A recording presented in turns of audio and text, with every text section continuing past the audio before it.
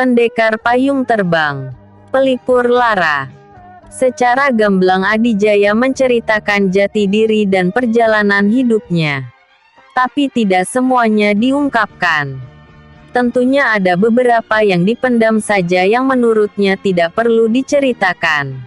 Oh, begitu. Sahut Asmarini setelah tahu semua tentang Adijaya. Kamu kenapa sembunyi di sini? Asmarini terperanjat. Bagaimana kau tahu? Untuk apa lagi kalau bukan sembunyi dari orang yang mengejarmu? Siapa dia? Asmarini menahan nafas. Haruskah dia ceritakan nasibnya kepada orang yang baru kenal? Jangan ragu. Ceritakan saja. Kan giliran kamu yang cerita. Bujuk Adijaya dengan senyum nakal. Dia seperti lupa akan nasib yang menimpanya. Cerita dongeng. Sungut Asmarini. Terlihat semakin lucu wajahnya saat cemberut seperti itu. Dan Adijaya menyukainya. Melihat gadis ini bagaikan pelipur di saat duka lara. Aku kabur dari rumah. Asmarini mulai cerita. Sama. Aku juga dulu kabur. Adijaya memotong. Kamu mau dengar? Tidak. Oh, iya, iya. Teruskan Nona manis. Dasar gombal. Asmarini acungkan kepalan tangannya. Adijaya hanya tersenyum melihatnya. Gadis ini begitu menghibur hatinya. Kenapa kau kabur? Aku tidak mau dijodohkan ayahku. Aku tidak menyukai bahkan tidak mencintai orang yang mau dijadikan suamiku. Lagi pula aku belum siap untuk menikah. Aku masih ingin berpetualang menjadi pendekar pembela kebenaran sesuai pesan guru. Oh, ya. Guruku bernama Nyai Gandalaras. Orang-orang dunia persilatan menjulukinya pendekar pedang bunga. Digelari seperti itu karena senjata pedangnya apabila keluar dari warangkanya akan menebarkan harum seperti bunga. Seperti pedang yang aku miliki ini juga memancarkan bau harum. Tapi tidak setebal punya guru karena tenaga dalamku belum sebesar tenaga dalam guru. Oh, iya.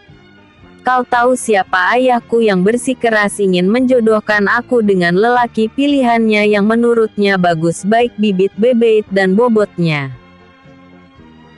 Adijaya melongo mendengar penuturan Asmarini yang neretel, seperti sedang membaca sebuah kitab dalam sekali tarikan nafas.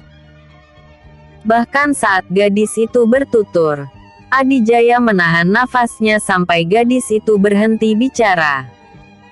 Baru dia menghembuskan nafas panjang. Asmarini tampak heran melihat sikap Adijaya. Lalu seperti tersadarkan, dia tertawa kecil sambil menutupi mulut dengan punggung lengannya. Membuatnya menjadi semakin terlihat manis dan lucu. Siapa ayahmu? Tanya Adijaya pelan.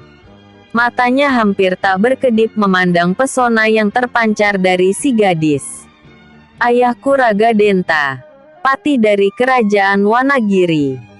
Adijaya yang sedang minum langsung tersedak mendengarnya lalu batuk-batuk. Pati, jadi kau putri bangsawan. Segera saja Adijaya menjura. Tidak usah seperti itu. Justru aku merasa risih dengan adat istana seperti itu. Harus selalu bersikap sopan membuatku kaku. Kadang aku merasa menyesal lahir dari keluarga istana. Tidak bebas seperti burung yang bisa terbang kemana saja. Makanya aku ingin jadi pendekar yang bisa berkelana mendatangi setiap tempat. Adijaya menahan nafas lagi dan baru dilepaskan setelah Asmarini selesai bicara. Melihat sikap Adijaya, kembali gadis ini tersipu malu. Lalu terdiam untuk beberapa saat. Mereka hanya saling menatap lembut. Angin bukit menyeruak masuk ke dalam membawa kesejukan. mengibarkan rambut mereka yang sama-sama panjang. Kau bilang sudah 1 tahun lebih di sini. Bagaimana kau makan? Apa saja yang kau lakukan? Apakah gurumu sudah tahu keberadaanmu dan pernah mengunjungimu? Lantas apakah keluargamu belum bisa menemukanmu di sini? Apa? Adijaya hentikan serbuan pertanyaan yang bermaksud membalas ketika gadis itu mengangkat tangannya. Asmarini cemberut. Tapi kejap berikutnya dia tertawa terbahak-bahak. Adijaya terbengong lagi. Kau tertular. Ya, ejek Asmarini. Adijaya nyengir tanpa suara sambil garuk-garuk kepala. Aku mencari buah-buahan di sekitar sini. Kadang aku turun bukit mencari kedai. Aku juga bisa masak.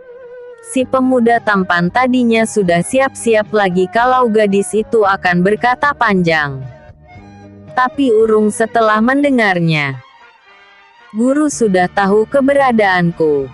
Beliau mengunjungiku setiap 1 purnama untuk melihat perkembangan ilmu silatku. Asmarini berhenti lagi. Dia minum air yang ada di gelas bambu. Dia tidak merasa risih dipandangi lelaki di hadapannya. Walau agak kikuk sedikit. Sementara keluargaku tidak ada yang tahu. Mungkin mereka masih mencari-cari. Tapi sampai sekarang belum ada satupun yang mengetahui keberadaanku. Hening lagi. Menjumpai gadis seperti ini rasanya Adijaya ingin terus di dekatnya. Tapi dia adalah seorang putri bangsawan. Kedukaan hati karena cintanya yang kandas melintas lagi dalam pikirannya. Sekarang dia tidak mau berharap banyak. Dia tidak ingin menyerempet soal asmara lagi. Apalagi Asmarini putri seorang patih. Kamu mau pulang? Atau bagaimana? Tanya Adijaya memecah kesunyian. Aku ingin berkelana. Tapi keluargamu, terutama ibumu pasti mengkhawatirkanmu. Tidak apa-apa. Aku sudah meminta guru untuk memberikan kabar kepada mereka. Tapi tentunya tidak akan memberitahu keberadaanku. Lalu kapan kau akan pulang? Kau mengusirku. Bukan begitu maksudku. Bahkan aku mau terus bersamamu. Apa? Asmarini membelalak. Adijaya sendiri kaget dengan ucapannya. Bu. Bukan. Ini. Sese. Adijaya sangat gugup. Wajahnya tampak merah. Entahlah. Aku tak bisa menjelaskannya. Terserah apa penilaianmu saja. Keduanya terdiam lagi. Asmarini juga sebenarnya berdebar saat mendengar perkataan Adijaya tadi. Apakah itu dari hati atau hanya spontan saja? Dipikir-pikir menyenangkan juga pemuda ini. Atau karena memang dia baru mengenal lelaki dari luar istana. Lelaki yang sikapnya bebas tanpa aturan kesopanan dalam istana. Mendengar kisahnya tadi cukup seru juga. Berarti dia sudah punya pengalaman di dunia persilatan. Mungkin akan lebih baik kalau dijadikan teman berkelana. Teman, kenapa kamu pulang? Tanya Asmarini setelah beberapa saat. Aku mendapat musibah. Tenaga saktiku hilang. Jawab Adijaya jujur. Kenapa bisa hilang? Aku malu menceritakannya. Tidak apa-apa. Kan kalau kamu tidak tahu. Oh, ya sudah. Terus, aku hendak memulihkan kekuatanku lagi. Kalau boleh tahu, siapa yang membuatmu begitu? Namanya Ganggasara. Dia seorang menteri kerajaan Agrabinta yang membelot membantu pemberontakan Cakrawarman. Adijaya merasa tak perlu disembunyikan tentang orang ini. Asmarini hanya manggut-manggut sambil menopang dagu. Sekarang dia jadi musuh besarku. Desis Adijaya. Baru kali ini hatinya membara ketika menyebut nama Ganggasara. Apakah ini dendam? Bukankah dia tidak pernah menanam dendam? Mengapa sekarang menjadi marah bila mengingat orang itu? Kau hendak menuntut balas. Mungkin setelah kekuatanku pulih. Asyik. Asmarini berseru senang. Baru pertama kali melihat gadis ini tersenyum. Ternyata manis juga. Adijaya kembali melongo. Apa maksudmu? Tanya Adijaya. Aku bisa ikut berkelana bersamamu. Hah? Entah kenapa Asmarini merasa seperti sudah kenal lama dengan Adijaya. Dia tidak malu lagi menunjukkan sikap senangnya. Sementara Adijaya tampak heran. Hal seperti bikin dia senang bukan main. Memangnya berkelana di dunia persilatan itu cuma cari kesenangan. Umpatnya dalam hati. Tiba-tiba terdengar suara teriakan dari luar. Pemuda hidung belang. Siapa kau berani-beraninya mendekati muridku? Adijaya menoleh keluar. Ki Santang sudah menghilang. Lalu siapa yang berteriak? Episode sebelumnya. Asmarini. Episode berikutnya. Pendekar Pedang Bunga. Pendekar Payung Terbang. Pendekar Pedang Bunga. Mendengar suara itu Asmarini bergegas keluar. Adijaya mengikuti. Nenek. Seru gadis itu senang. Begitu melihat Adijaya. Nenek berpakaian serba abu-abu kusam menatap tajam penuh permusuhan. Wajahnya menyeramkan. Tadi Asmarini memanggilnya nenek. Kemungkinan orang tua yang rambutnya sudah memutih semua ini adalah gurunya. Pendekar Pedang Bunga. Sebilah pedang menggantung di pinggangnya. Tiba-tiba nenek ini mendengkus lalu mengibaskan tangan kanan. Dari kibasannya menderu angin kuat ke arah Adijaya. Wush! Nenek! Jangan! Pemuda ini tidak siap menerima serangan dadakan. Tubuhnya terhempas angin menghantam dinding rumah lalu terpental lagi keluar jatuh bergulingan di halaman. Adijaya pegang dadanya yang terasa panas. Perlahan dia bangkit lalu duduk bersila. Hanya bisa mengatur nafas. Asmarini yang tahu keadaan pemuda itu tampak cemas. Tapi bingung juga kenapa gurunya bersikap seperti itu. Jangan teruskan, Nek. Teriak Asmarini ketika melihat nenek itu mengangkat tangan. Bocah hidung belang. Enyah kau dari sini. Jangan, Nek. Dia pemilik rumah ini. Dusta. Bentak Nyi Gandalaras. Kau percaya bualannya begitu saja? Si nenek tarik pedang dari warangkanya. Seketika bau harum aneka bunga menebar. Tahan, Nek. Kau salah paham. Aku tidak percaya. Asmarini segera menghambur mencegah si nenek melakukan serangan. Nenek dengar dulu penjelasanku. Gadis ini langsung menarik Nyi Gandalaras ke dalam rumah. Menunjukkan peti berisi harta yang tertanam di lantai kamar.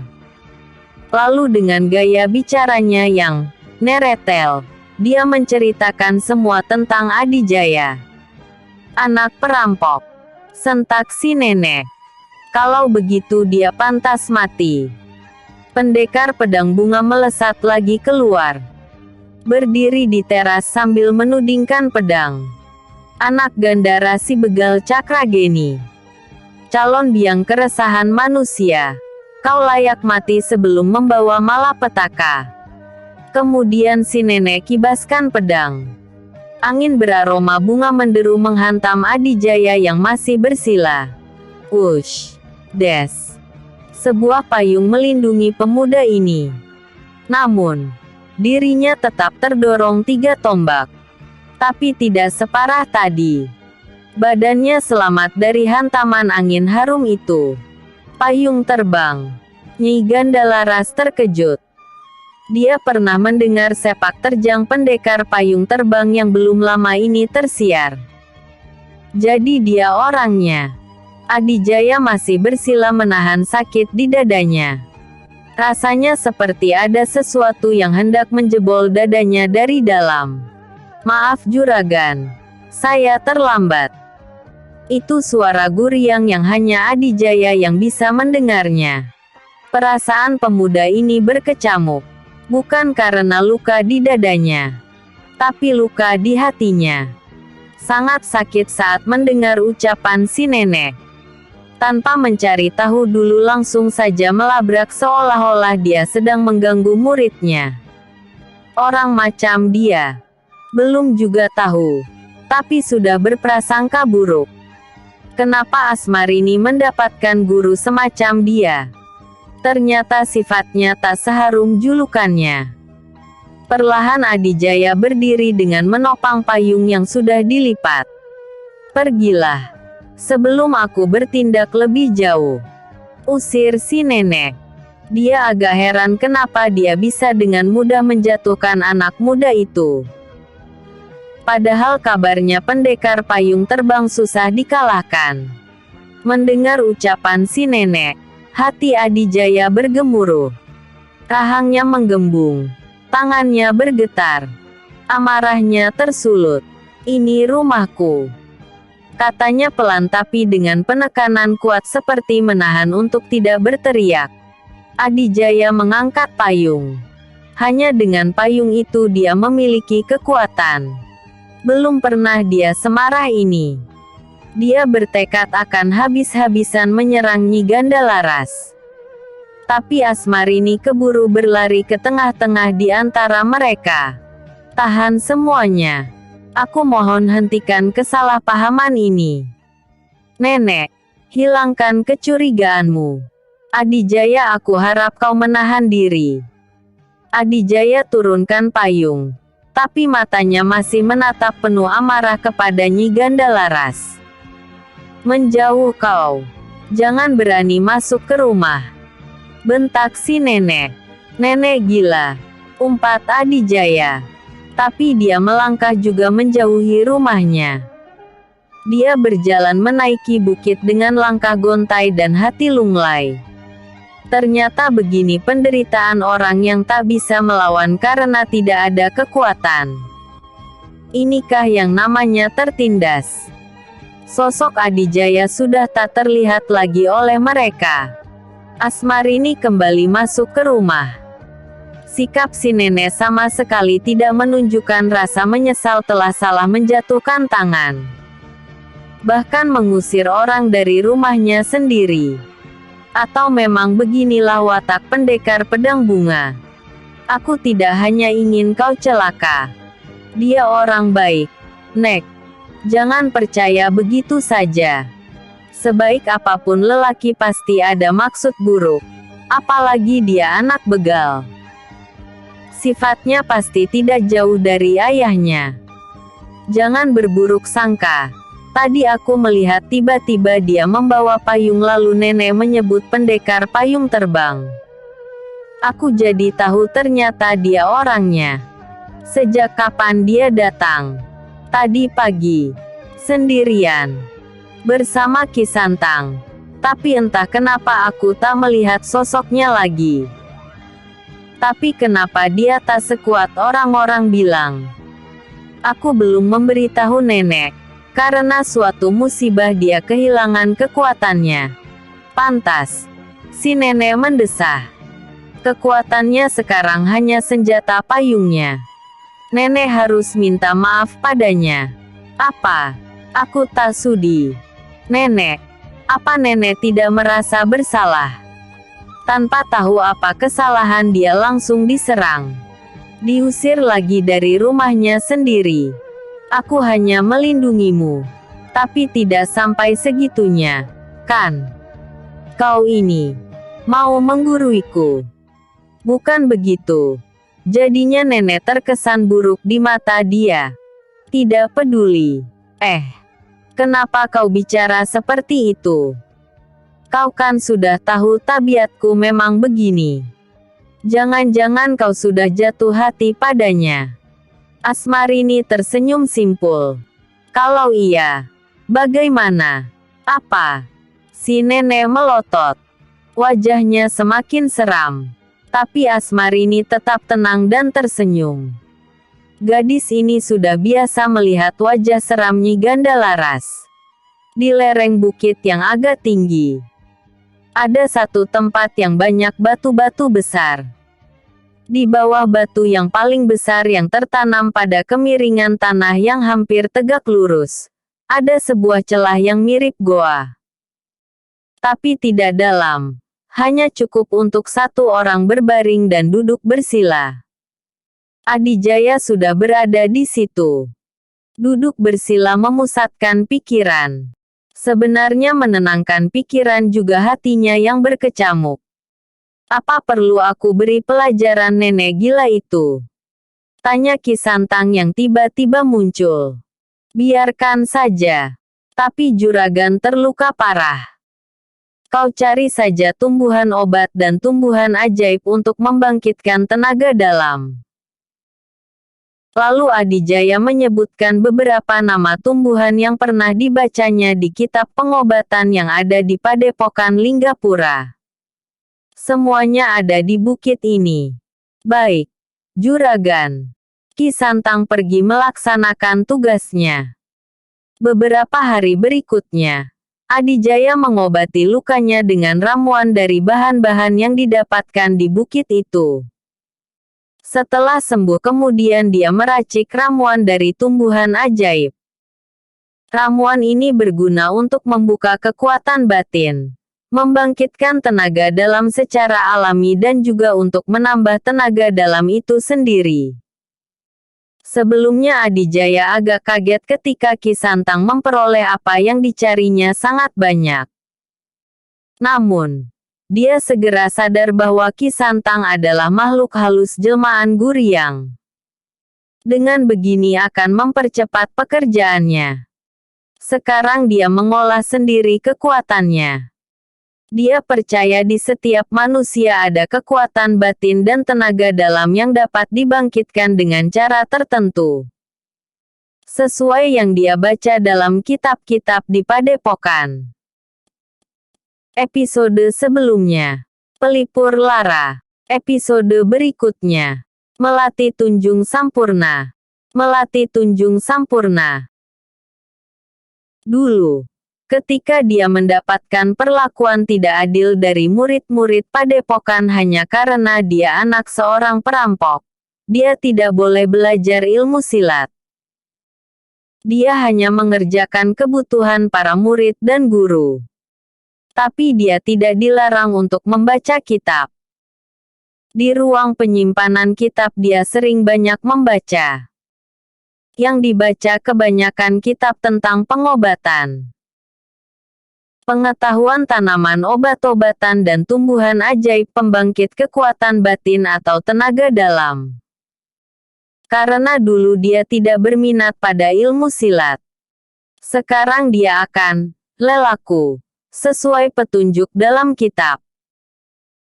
Dalam membangkitkan tenaga dalam atau kekuatan batin, tidak hanya memakan racikan yang sudah dibuat, tapi juga harus banyak semedi memusatkan pikiran, mengolah tarikan nafas dan mengaturnya.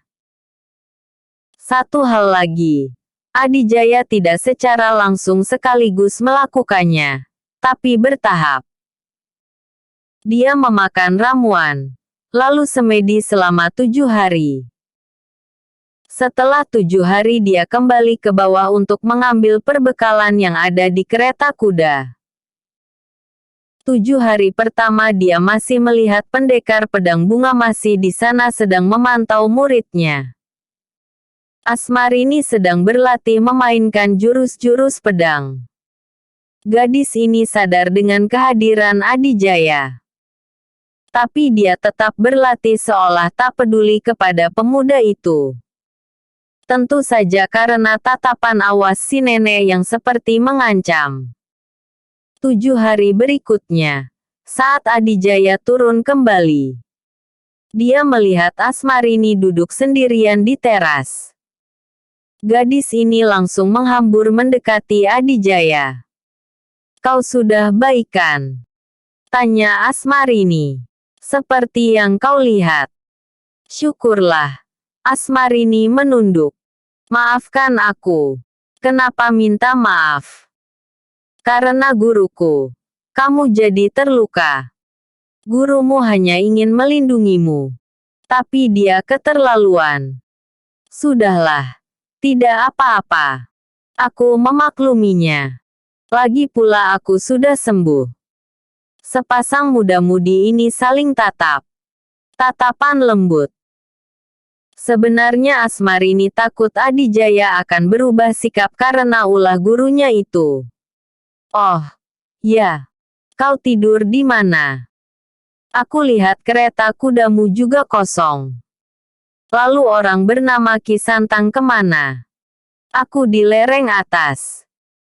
Seperti yang aku bilang. Aku sedang memulihkan kekuatan. Dan Kisantang itu selalu kemana saja dia mau. Tapi saat dibutuhkan dia selalu ada. Adijaya melempar senyum. Asmarini langsung membalas dengan senang. Ya, dia senang pemuda yang telah menawan hatinya ini tidak berubah sikap setelah peristiwa yang lalu. Gadis ini mengutarakan ke gurunya bahwa dia benar-benar menyukai Adijaya. Merasa cocok dengan sifatnya. Tapi sang guru masih belum percaya dengan pemuda itu walaupun tahu Adijaya adalah pendekar payung terbang yang belum lama ini jadi perbincangan di dunia persilatan. Tapi Nyai Gandalaras pergi juga dari rumah itu. Artinya dia tidak khawatir dengan keselamatan muridnya. Artinya juga, dia percaya Adijaya tidak akan berbuat macam-macam. Aku ke atas dulu, kata Adijaya kemudian sambil tetap menatap lembut. Baiklah, semoga berhasil. Adijaya membalik badan lalu melangkah meninggalkan Asmarini yang masih tersenyum. Senyum yang berbunga-bunga. Aku akan mengunjungimu. Membawakan makanan. Teriak Asmarini setelah Adijaya hampir tak kelihatan. Keesokan harinya benar saja Asmarini mengunjungi Adijaya. Gadis ini agak kesulitan saat mencari tempat keberadaan si pemuda. Hatinya begitu senang ketika berhasil menemukannya. Asmarini membawakan masakan buatannya. Gadis ini melihat Adijaya sedang bersemedi dengan khusyuk. Kedua matanya terpejam. Tarikan nafasnya teratur. Di udara bukit yang dingin ini Adijaya bersemedi dengan T3 lan asteris dada. Asmarini begitu terpana melihat bentuk dada yang bidang berotot menunjukkan keperkasaan. Si gadis tersenyum. Aku bawakan makanan untukmu, serunya. Dia tahu Adijaya pasti merasakan kehadirannya. Asmarini masih berdiri di tempatnya. Gadis ini merasa betah terus memandangi pemuda yang tengah bersemedi itu. Sesekali dia tersenyum. Entah apa yang dihayalkannya. Adijaya telah memikat hatinya. Beberapa saat kemudian gadis itu kembali ke bawah. Dia tidak ingin mengganggu Adijaya. Seperti biasa Adijaya akan bersemedi selama 7 hari 7 malam setelah memakan racikan tumbuhan ajaib. Namun, pada malam ketiga dia merasakan angin bukit begitu berbeda dari biasanya. Lebih dingin. Malam pekat tanpa cahaya rembulan dan bintang-bintang terselimuti awan hitam. Kecuali di rumah yang ditempati Asmarini yang diterangi damar. Keadaan di sekitar bukit gelap gulita. Tepat pada saat malam mencapai puncaknya. Dalam dada Adijaya terasa bergemuruh. Awalnya kecil. Lama-lama semakin besar dan membuat tubuhnya bergetar. Aneh. Badan pemuda ini berkeringat bahkan mengucur deras seperti diguyur air. Kedua mata yang terpejam terasa panas dan perih memaksanya membuka kelopak mata. Saat terbuka, angin dingin menyapu matanya.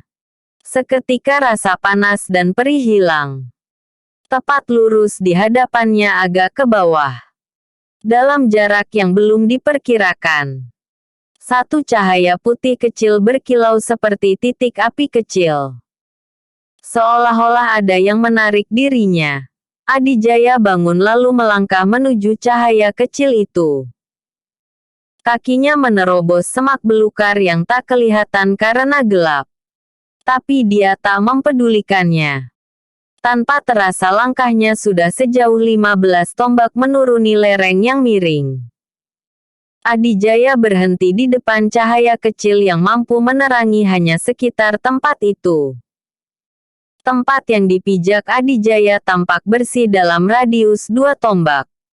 Di tengah-tengahnya tumbuh sebatang pohon bunga melati setinggi dada. Cahaya putih berkilau yang memancar itu berasal dari bunga melati yang sudah mekar dan satu-satunya di pohon itu. Semerbak harum melati terhirup oleh hidung. Harumnya menyegarkan, merasuki ke seluruh bagian dalam tubuh. Mengalir pelan, hangat tapi sejuk. Adijaya merasakan ada gelombang hawa halus dalam tubuhnya yang mengalir ke setiap nadi. Menyatu dengan darah. Jika diperhatikan terus, kelopak bunga melati itu berwarna biru. Ini yang memancarkan cahaya. Tak henti-hentinya hati Adijaya berdebar kencang. Bunga apa ini? Melati tapi berwarna biru. Melati tunjung sampurna. Satu suara menyahut. Sosok Ki Santang sudah berdiri di samping Adijaya. Aku belum pernah membacanya dalam kitab. Adijaya mengingat-ingat barangkali ada yang terlupakan. Tapi memang benar. Dia baru mengetahuinya sekarang. Bagaimana bisa bunga ini ada di sini? Padahal sebelumnya aku tidak pernah melihatnya. Bahkan pohonnya pun sebelumnya tidak ada. Tanya Adijaya kemudian. Bunga ini tumbuh dan mekar setiap 100 tahun sekali. Ditandai malam yang sangat pekat dan udara yang sangat dingin bagi manusia. Ki Santang mengatakan ini tentu saja karena dia makhluk guriang. Apa ada khasiatnya? Tentu saja. Juragan sangat beruntung menemukan bunga yang hanya muncul sekali dalam 1 abad ini. Seperti apa? Lebih sakti dari lumut ungu. Juragan sudah merasakan. Menghirup harumnya saja telah menyimpan kekuatan dalam tubuh. Benar. Adijaya memang merasakannya. Walaupun telnejeng dada. Tapi tidak kedinginan seperti sebelumnya. Lalu bagaimana cara menggunakannya? Ki Santang memetik bunga melati biru itu. Diberikan kepada majikannya. Cukup dimakan saja. Adijaya memegang bunga yang memancarkan cahaya putih itu. Sekarang. Lebih cepat lebih bagus. Juragan akan memiliki kekuatan kembali seperti semula. Adijaya berpikir sejenak lalu memasukkan bunga itu ke dalam lipatan ikat pinggangnya. Suasana jadi gelap karena cahaya terhalangi ikat pinggang. Terasa ada sesuatu yang mengalir ke dalam tubuhnya saat bunga itu menyentuh perut yang terlilit ikat pinggang. Nanti saja secara bertahap. Aku ingin mengolah kekuatan yang berasal dari keharuman bunga ini dulu. Adijaya kembali ke tempatnya. Ki Santang sudah menghilang. Episode sebelumnya. Pendekar Pedang Bunga. Episode berikutnya. Kasmaran lagi. Kasmaran lagi. Adijaya kembali bersemedi. Setelah menghirup aroma harum bunga melati tunjung sampurna, ada perubahan yang dia rasakan dalam tubuhnya. Nafasnya lebih ringan dan panjang dari sebelumnya. Badannya lebih segar. Tadi saat berjalan kembali ke tempat semedinya, langkahnya begitu ringan. Ini hanya aroma yang dihirup. Bagaimana kalau bunga melati berkelopak biru itu dimakan seperti kata Ki Santang?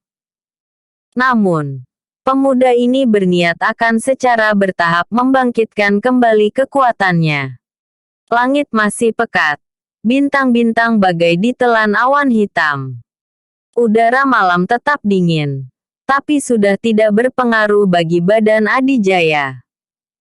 Pemuda itu kini sudah kembali memusatkan pikiran. Menghirup nafas dalam-dalam. Menahannya di perut. Dialirkan ke seluruh tubuh. Tak lama kemudian dia merasakan sebuah hawa muncul dari pusar bagian dalam. Dengan segera Adijaya mengendalikan hawa itu. Mengalirkan ke setiap bagian dalam tubuhnya. Semakin lama semakin hangat. Tubuh Adijaya perlahan memancarkan cahaya putih tipis samar-samar.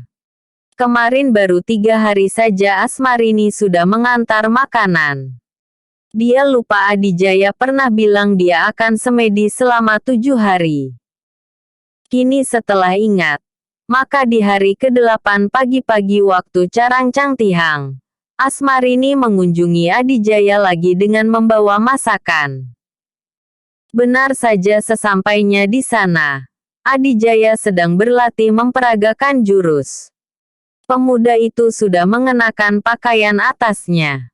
Wilujeng Enjing, Kakang Adijaya, ucap Asmarini. Suaranya mengalun lembut terdengar lebih merdu dari kicauan burung pagi hari. Adijaya menghentikan kegiatannya. Memandang si gadis dengan melempar senyuman. Dinda Asmarini, sepagi ini kau sudah mengunjungi suamimu. Istri yang baik. Asmarini kerutkan kening. Wajahnya bersemu merah. Tapi dia malah tertawa kecil sambil menutup mulut dengan punggung tangannya. Sejak kapan kita menikah? Sungut Asmarini. Kamu maunya kapan? Adijaya mendekat. Mengambil sebakul kecil makanan yang dibawa gadis mungil itu. Terima kasih. Istriku yang cantik dan baik hati. Ih. Kamu harinya kaliwatan. Adijaya menarik Asmarini ke sebuah batu pipih yang sering dipakai tempat duduk. Kita makan bersama. Suami istri itu harus selalu makan bareng. Kamu bercanda terus. Tidak. Aku sungguh-sungguh. Walau begitu Asmarini menyiapkan makanan yang dibawanya. Adijaya menerima makanan yang disajikan lalu memakannya dengan lahap. Asmarini memperhatikan hampir tak berkedip. Rasanya semakin dekat saja dengan pemuda ini. Bahkan bercanda tanpa sungkan-sungkan. Dinda tidak makan. Gadis ini tercekat mendengar suara yang lembut ini. Membikin hatinya berdebar. Sesaat tatapan mereka saling beradu. Kakang, makanlah. Gadis cantik mungil ini akhirnya ikut makan juga. Tak ada obrolan saat makan. Hanya mereka sering saling tatap. Tatapan penuh makna. Mungkinkah keduanya sama-sama jatuh hati? Setelah makan dan minum dari air yang tersimpan dalam kendi, Adijaya mengajak si gadis duduk di tempat semedinya. Di dalam hati keduanya sebenarnya berdebar-debar hanya berduaan saja di tempat itu. Kamu mau jadi istriku? Tanya Adijaya mengejutkan si gadis. Wajah Asmarini kembali bersemu merah. Beberapa saat gadis ini tampak gugup tak bisa berkata. Benarkah yang dia dengar tadi? Kakang sendiri apa belum punya istri? Atau sudah punya calon istri? Adijaya menatap lekat perempuan mungil itu. Aku pernah mempunyai calon istri di padepokan. Lalu aku pergi untuk menjalankan tugas beberapa lama. Setelah kembali, dia sudah menikah dengan orang lain. Saat bercerita tadi tatapan Adijaya tak pernah berpaling dari Asmarini. Oh, begitu. Ucap Asmarini pelan merasa terharu dengan kisah sedih tentang percintaan Adijaya. Sebenarnya sampai aku datang ke rumah beberapa waktu yang lalu, Hatiku masih terpukul atas kejadian ini. Tapi, Adijaya menatap lebih lekat wajah Asmarini. Gadis ini semakin kencang debaran dalam hatinya. Baru sadar ada sesuatu yang lain dari Adijaya. Badannya dan hembusan nafasnya menebar aroma harum bunga. Tapi apa? Sejak bertemu kamu, hatiku berbunga-bunga kembali. Kening Asmarini mengerenyit. Pipinya semakin merah. Kamu cuma... Asmarini tidak melanjutkan bicaranya saat Adijaya memegang tangannya. Terasa hangat. Jantungnya semakin berdegup kencang. Memang dia juga menyukai pemuda itu. Tapi setelah mendengar kisah cintanya, Asmarini jadi takut kalau dia hanya dijadikan pelampiasan. Aku tidak bercanda. Dan aku tidak akan tega menjadikanmu cuma pelarian. Aku tidak ingin menyakiti hati wanita. Asmarini tak bisa berkata apa-apa lagi. Dia melihat pancaran ketulusan dari tatapan Adijaya. Apa tidak salah? Bisa secepat ini. Padahal belum lama saling mengenal. Tapi soal perasaan memang tidak ada yang menyangka. Ada kalanya yang sudah lama saling kenal, tapi tetap tidak ada rasa saling ketertarikan satu sama lain. Dalam benak Adijaya sebenarnya bergejolak menahan nafsunya. Ini adalah kelemahannya bila berada dekat dengan perempuan. Bahkan karena hasrat menggelora yang tak bisa ditahan itu mengakibatkan malapetaka menimpa dirinya. Ya. Adijaya kehilangan kekuatan setelah memadu cinta dengan Santini, gadis pembunuh suruhan Ganggasara. Dia tidak menyangka kalau gadis itu telah disusupi ajian yang bisa menyedot kekuatan. Walau akhirnya gadis itu tewas karena tak mampu menampung kekuatan yang begitu besar. Sekarang, walau bisa saja dia merayu Asmarini hingga rela menyerahkan dirinya. Tapi sebisa mungkin dia menahan diri. Dia hanya akan melakukannya jika sudah resmi menjadi suaminya. Suami. Benarkah secepat itu dia ingin menjadi pendamping seumur hidup gadis ini? Asmarini putri bangsawan. Apakah orang tuanya akan menyetujuinya?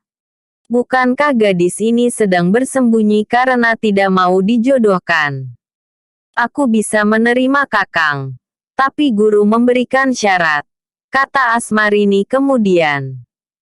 Syarat? Iya. Lalu orang tuamu.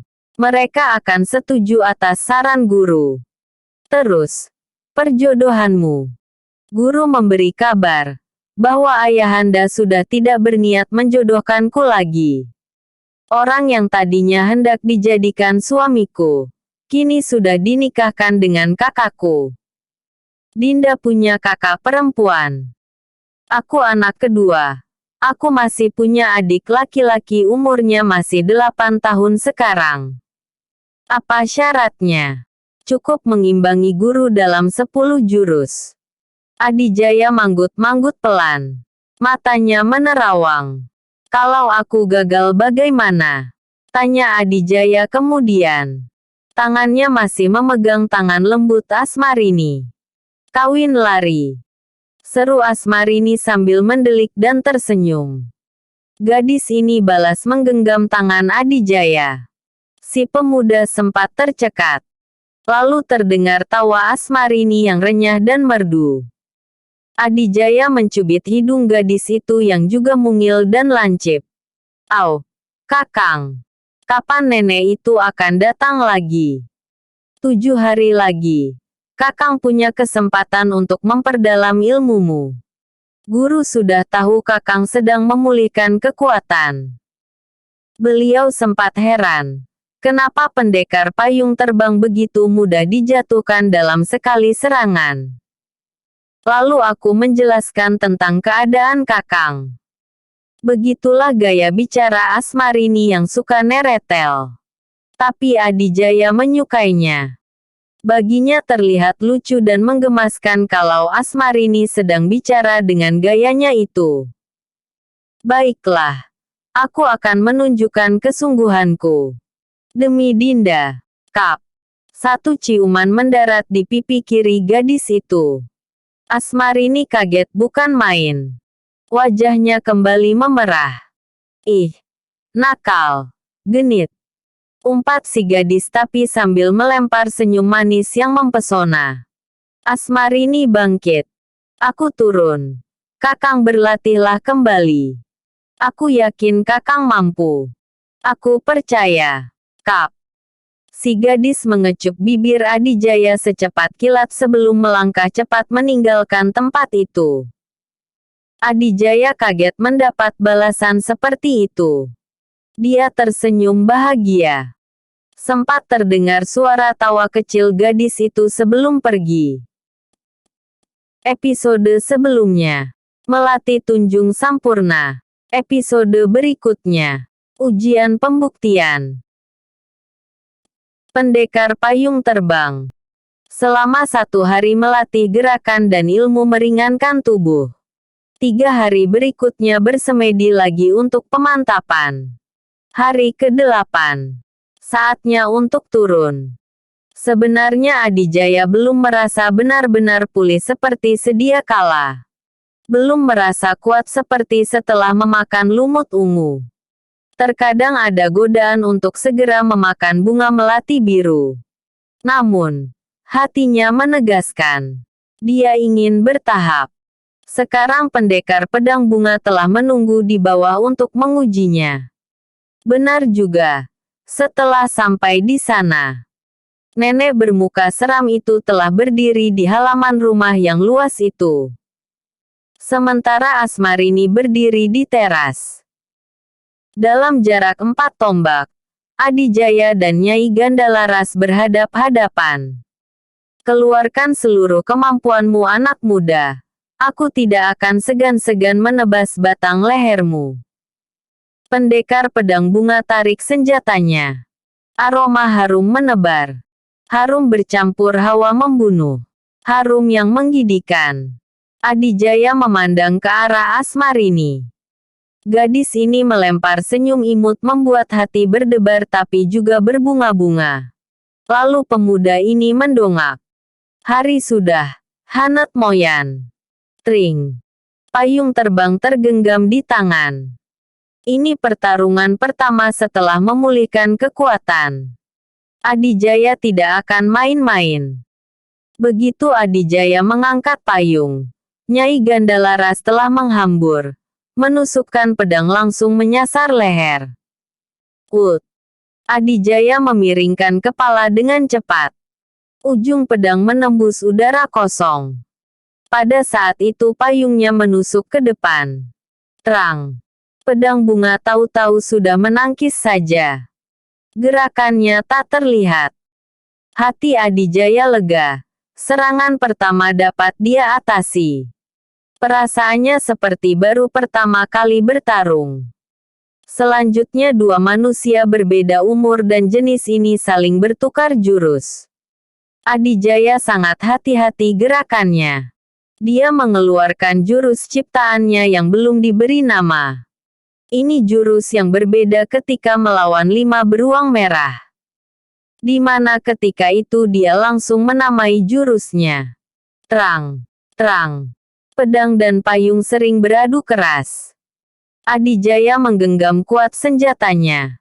Meski begitu tetap saja tangannya bergetar saat payungnya membentur senjata lawan. Si pemuda mengerahkan setengah tenaga dalamnya untuk melapisi jurusnya.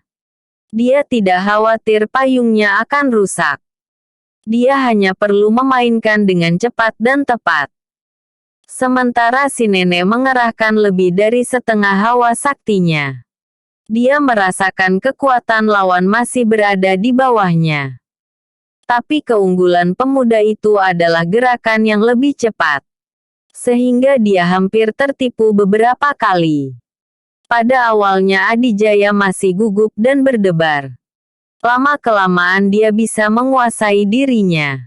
Lebih tenang.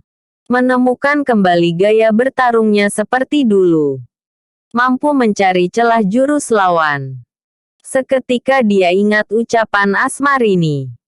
Syaratnya hanya bila mampu bertahan dalam 10 jurus. Jadi, pertarungan kali ini setidaknya asal dia tidak kalah. Tak perlu berpikir harus menang. Aroma harum menebar akibat dari pertarungan ini. Harum dari senjata pedang bercampur harum dari tubuh Adijaya. Pemuda ini tidak menyangka, semakin banyak bergerak semakin menebar harumnya.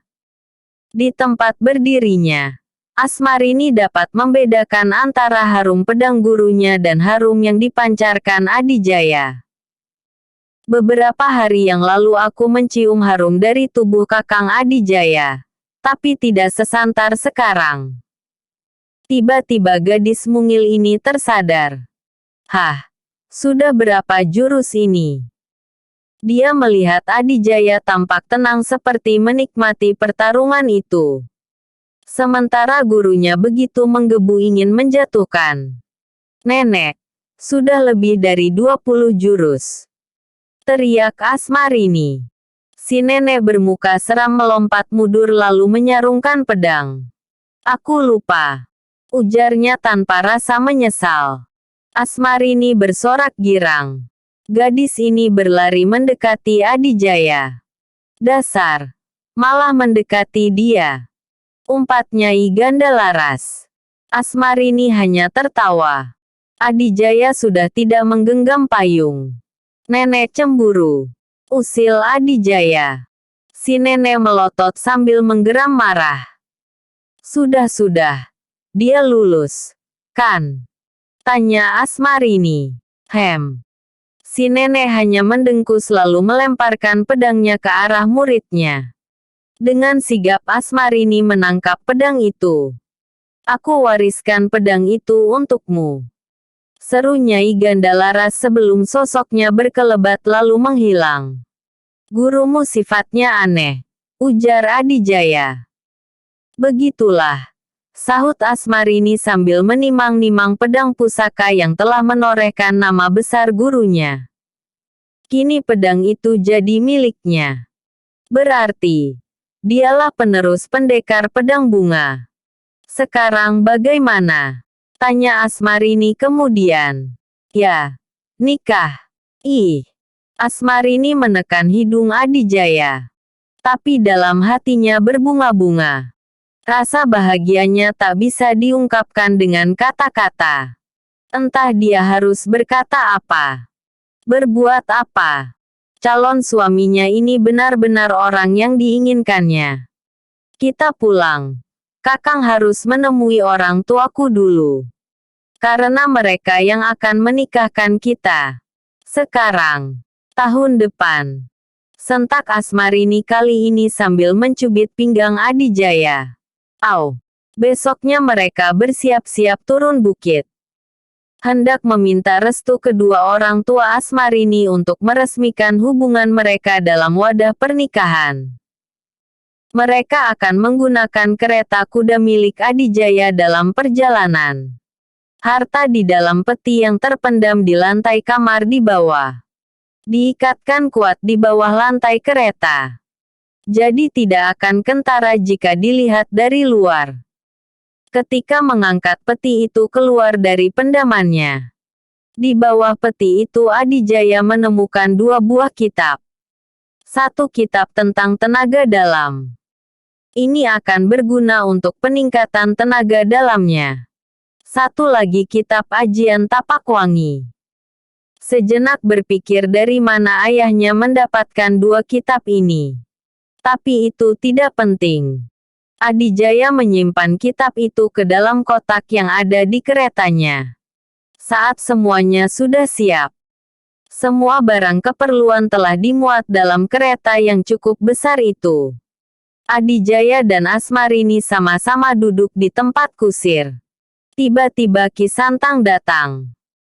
Mohon maaf Juragan. Saya tidak bisa menemani perjalanan Anda.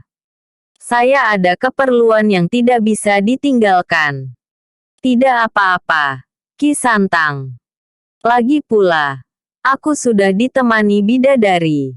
Adijaya mengerling ke Asmarini. Gadis ini menyikut pelan. Lalu Ki Santang pergi. Padahal ini hanya sandiwara saja. Jelmaan Guryang itu menghilang ke alamnya. Dan akan muncul dalam bentuk payung bila dipanggil. Dinda, apa gurumu cuma begitu saja? Tidak memberikan wejangan atau apa gitu? Entahlah, Kakang. Yang aku tahu dia perawan tua. Ups. Asmarini terkikik. Lancang. Sama guru sendiri begitu. Giliran Adijaya yang mencubit hidung lancip gadis itu. Sudah. Kapan berangkatnya? Adijaya tertawa pelan. Sudah tidak sabar. Ya. Godanya kemudian. Ih. Kakang. Si gadis bersemu merah. Kemudian Adijaya menarik tali kekang. Seketika kedua kuda penarik mulai menggerakkan kaki-kakinya. Perjalanan baru menjemput restu mengukuhkan cinta.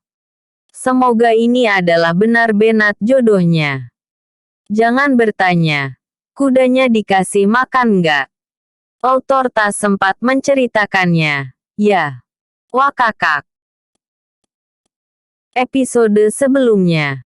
Kasmaran lagi. Episode berikutnya. Racun pelebur jiwa.